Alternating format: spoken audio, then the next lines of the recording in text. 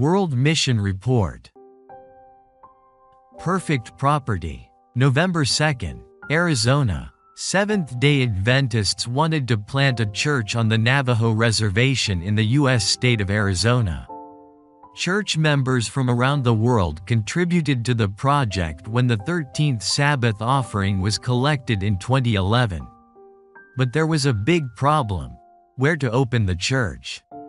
The city of Page, located on the border of the Navajo Reservation, was chosen as the ideal location.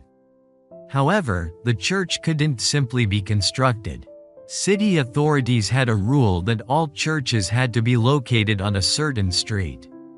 That street was so well known for its houses of worship that it was nicknamed Church Row and Holy Curve.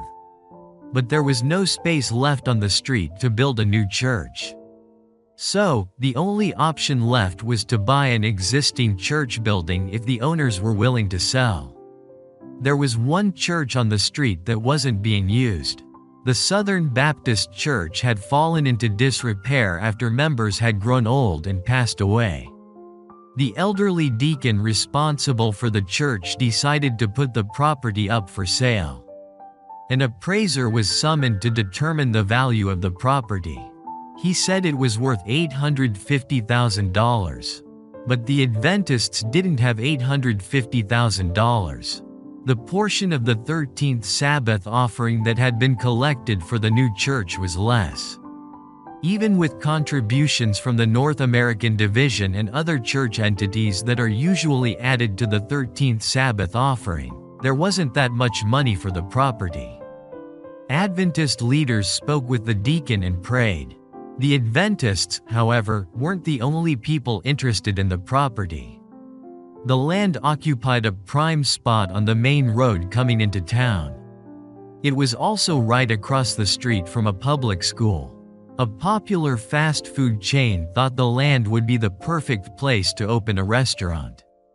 Contacting the church deacon, the fast food chain offered $2 million. The deacon faced a serious decision. What should he do? The land was worth $850,000. The Adventists were interested, and the fast food chain had offered $2 million. The deacon prayed earnestly. As he prayed, he sensed that people needed a church more than a fast food restaurant.